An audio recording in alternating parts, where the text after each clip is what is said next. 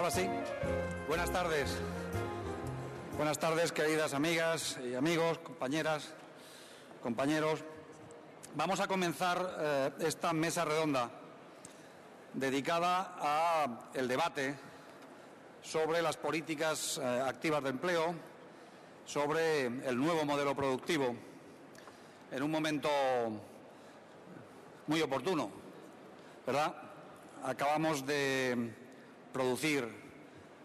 aprobar una importante reforma, una primera parte de una importante reforma de las políticas activas de empleo, y creo que es también un buen momento para hablar sobre ello, también contaros cuál es la situación actual, cómo estamos impulsando este intenso paquete de reformas, y hacerlo además con la presencia de una mesa como la que tenemos hoy aquí. Una mesa compuesta, en primer lugar, por Aina Calvo, alcaldesa de Palma de Mallorca, por Juan Alberto Belloc, nuestro alcalde de Zaragoza, por Javier Losada, el alcalde de La Coruña, por Joan Calabuig, que es nuestro candidato, el futuro alcalde de Valencia, por Pilar Sánchez, la alcaldesa de Jerez, por Jerónimo Saavedra, el alcalde de Las Palmas, de Gran Canaria, y por Maite Pérez, nuestra futura alcaldesa de Teruel. Estos son.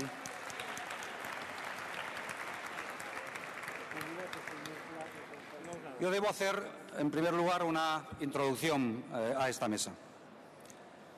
Una introducción, como decía, en un momento importante, sí, porque después de un proceso intenso de diálogo y de negociación, hemos alumbrado, Gobierno e interlocutores sociales, un importante pacto, un importante acuerdo. Hay algunos a los que les pesa la consideración, la importancia de este acuerdo. Y es un acuerdo importante. A mí me gusta decir que es un buen acuerdo, sin más, pero basta con que miremos hacia el pasado para darnos cuenta de su contenido, de su trascendencia. Hay que remontarse, por ejemplo, a 1981 para encontrar un acuerdo de esta naturaleza, en el que comparezcan todos los interlocutores sociales, sin excepción, empresarios y las dos grandes organizaciones sindicales. Hubo otros acuerdos, pero siempre, por alguna u otra razón, había alguien que no comparecía. Comparecieron todos en 1981 y comparecen todos en 2011. Y hay que remontarse también por contenidos, no por los que conforman el acuerdo, firman el acuerdo, también a 1977, sí, a los pactos de la Moncloa, por la trascendencia de su contenido. Por el momento en el que se lleva a cabo este acuerdo, es, sin duda, comparable a aquellos grandes acuerdos que conformaron el gobierno económico, el gobierno social, el gobierno laboral de la transición de la dictadura a la democracia. La primera parte de ese acuerdo está formada alrededor del diseño de la reforma de las políticas activas de empleo. La segunda parte, el núcleo central del acuerdo, es, por supuesto, la reforma del sistema español de pensiones. Pero el acuerdo comienza también por un gran pacto que trata de rediseñar las políticas activas de empleo, con una visión crítica del pasado, sí, con una visión crítica de lo que ha sido el periodo conformado alrededor de 1996-2004, incluso una parte también del periodo 2004-2007, ¿por qué no decirlo así? Y esa visión crítica está desarrollada alrededor de lo que han sido los excesos de ese periodo, que están detrás de la intensidad de la crisis con la que en este momento estamos viviendo. Y están detrás de lo que nos pasa, porque en parte lo que nos pasa es esencialmente el resultado de aquellas semillas sembradas en esos 12, 13 años de expansión incontrolada del sector inmobiliario. Vosotros sabéis mejor que nadie lo que significó en muchos ámbitos de nuestra vida económica y social, y también, por supuesto, en aquellas zonas, aquellos territorios donde la expansión inmobiliaria tuvo más intensidad. Decía que es crítica también y fruto de ese análisis crítico del pasado en la medida en que pensamos que la reforma de las políticas activas tiene que ser también un elemento central de este nuevo diseño, de este nuevo gobierno, de nuestro modelo productivo respecto del futuro. Algunas reformas ya están hechas, seguramente insuficientemente explicadas. Me estoy refiriendo a la reforma laboral de junio del pasado año. Pero son reformas que rendirán frutos importantes durante los próximos años. Son reformas que preparan a nuestro modelo de relaciones laborales para una situación de tránsito desde la crisis hacia la recuperación, una situación que en parte ya estamos viviendo. Y hay otras reformas, como las de las políticas activas, que son reformas imprescindibles, en un diseño que, como sabéis bien, data prácticamente de los primeros años 80. Muchas de las políticas, muchos de los programas que hoy aplicamos son programas que se diseñaron durante los primeros años 80.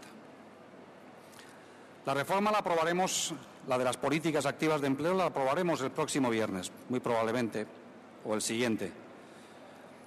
Ya es fruto de un acuerdo pactado, tenemos que discutirlo con el conjunto de los grupos parlamentarios. Hay un amplio grado de acuerdo y de consenso en que es necesario preparar la política activa de empleo para un nuevo contexto. Algunos programas, prácticamente todos los que conformaron el núcleo central de esas políticas, tenían un diseño de pasado, decía, ¿no? Y es algo que debemos tener en cuenta. No es posible hoy que prácticamente el 60% de las personas que son formadas en esos programas de política activa lo sean en oficios y en ocupaciones vinculadas al sector de la construcción.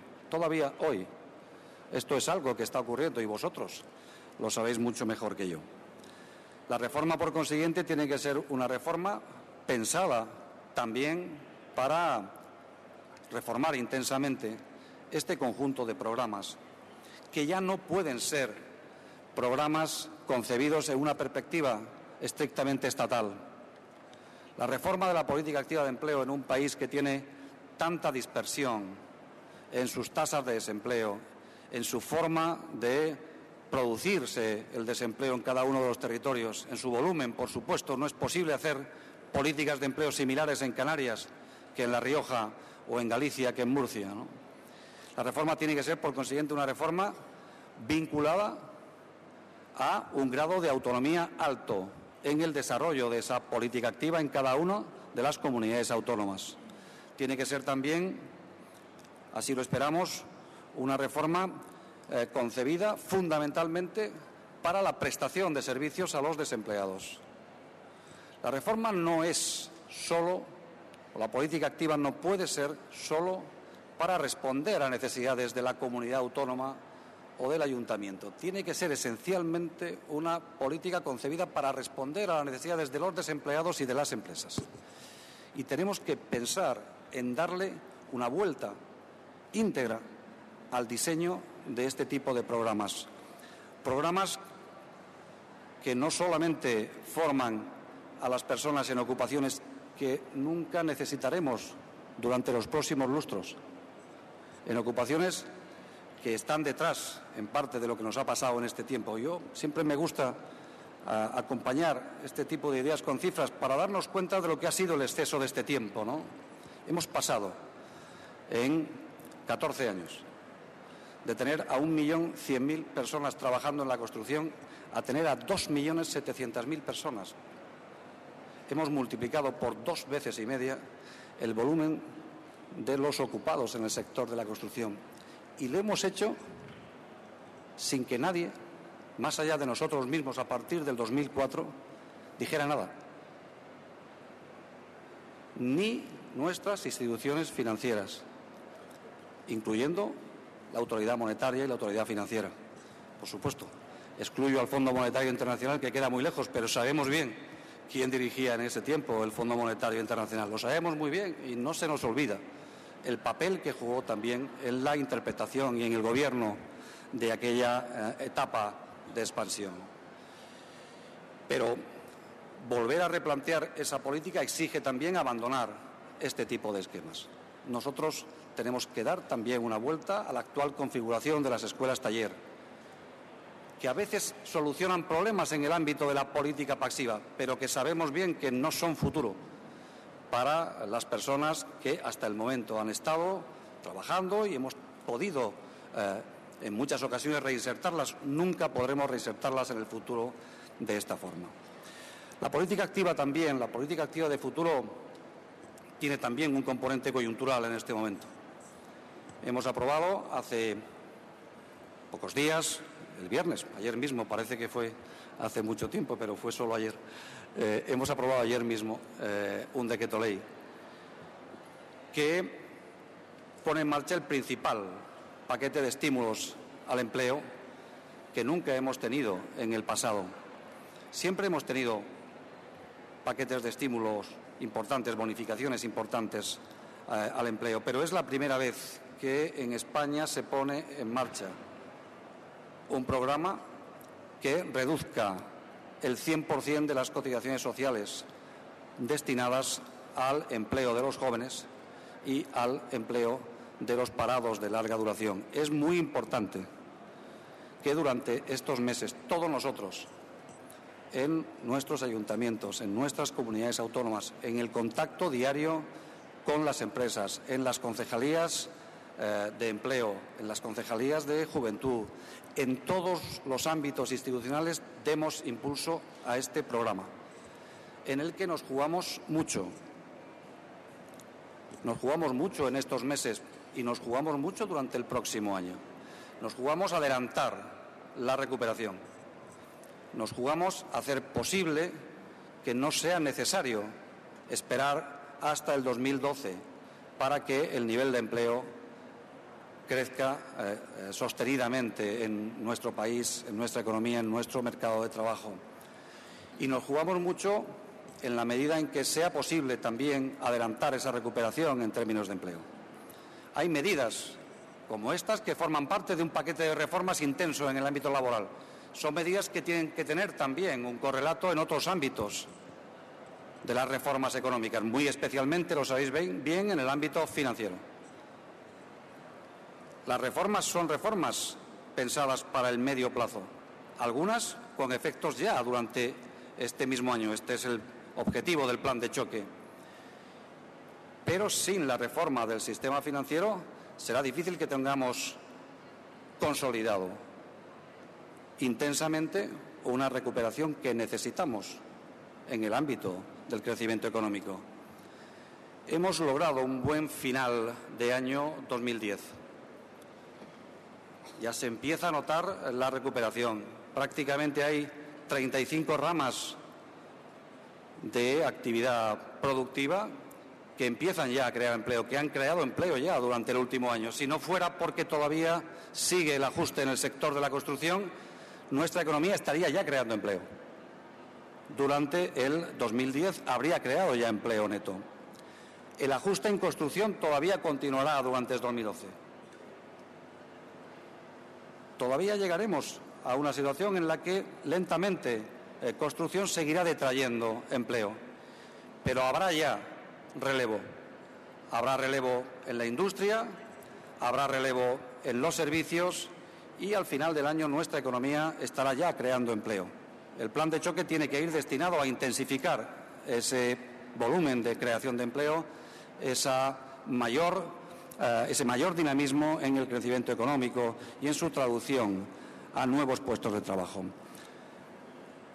Los ayuntamientos tienen un papel esencial en el nuevo diseño de la política activa. ¿Esencial o no esencial? ¿Cuál es el papel de los ayuntamientos en este contexto, en este nuevo contexto? Esta es una pregunta importante, porque en el pasado han hecho seguramente mucho más esfuerzo que el que le corresponde, vinculado a sus competencias. En el Ministerio de Trabajo hacemos algo periódicamente, y es que cada vez que tenemos que medir cuánto gasta el conjunto de la Administración Pública Española en políticas de empleo, tenemos también que preguntar cuánto gastan los ayuntamientos. Sabemos bien cuánto gastan las comunidades autónomas, pero sabemos que hay una parte de lo que se gasta que no es fácil determinar, no hay estadísticas para hacerlo. Por ejemplo, de las 6 décimas de PIB que se gastan cada año en políticas activas de empleo, si quitamos las bonificaciones, el resto que queda es la mitad aproximadamente, 0,3 décimas de PIB. Hay casi una décima de PIB, de punto de PIB, que están gastadas por los ayuntamientos. Y eso a pesar de que no tienen competencias en la política de empleo. En mi opinión, en el futuro tiene que haber un papel para los ayuntamientos, sin duda alguna, pero ese papel tiene que ser un papel estrechamente coordinado también con las comunidades autónomas. La política activa será una política cada vez más intensa. Idealmente, detraeremos fondos procedentes de la protección por desempleo y destinaremos más fondos a la política activa. La recuperación tendrá ese primer efecto, ¿no? Y es muy importante que haya un buen nivel de coordinación. Un buen nivel de coordinación implica, sobre todo, alejarse en la medida de lo posible del voluntarismo. Esta es mi opinión. Es muy importante seguir manteniendo el tono y el esfuerzo, pero es muy importante coordinar bien las políticas, ser eficiente en ellas, evitar duplicidades, saber que hay cosas que se pueden hacer mejor de manera coordinada y hacerlo también en la perspectiva, que es cierta además, de que muchas cosas se hacen también mejor en la visión desde la comunidad autónoma en el ámbito local que en el ámbito autonómico. Por ahí tenemos un debate importante. En mi opinión, es un debate que tiene que exigir más eficiencia, menos solapamiento, más coordinación y una visión de conjunto importante. Y ahora, la visión de lo que nos corresponde hacer durante los próximos meses, yo querría transmitiros dos ideas de fondo. La primera, tenemos todavía unos meses difíciles. Serán meses donde nuestro trabajo será un trabajo que rinda efectos, sin duda, pero todavía no veremos el comienzo de la recuperación. Un nivel de creación de empleo intenso no lo veremos hasta la segunda parte del año. Serán meses difíciles también en la medida en que seamos capaces de instrumentar este conjunto de medidas. Son medidas que deben tener una explicación y una extensión a todo el conjunto del tejido productivo, muy especialmente a las empresas, a las pequeñas y medianas. Ahí nuestro papel, el papel de las entidades locales, de los ayuntamientos, es fundamental. Pero también quería deciros algo en relación a nuestro futuro, en cuanto a nuestro futuro político. En realidad, cuando uno repasa el pasado y analiza etapas de nuestro pasado, incluso remoto, similares a las nuestras, a las que estamos hoy atravesando, uno siempre puede encontrar momentos en los que los socialistas hemos siempre acudido a la cita, ¿no? Hemos acudido a ella en 1984 con un proceso de reconversión industrial intensa, ¿no? Y con reformas intensas en el mercado de trabajo en aquel año, ¿no? Volvimos a acudir a ella en 1992, también con reformas no siempre bien comprendidas en el ámbito del sistema de protección por desempleo. Y hemos vuelto a acudir también en 1994 con reformas en lo laboral que tuvieron respuestas sociales a veces difíciles.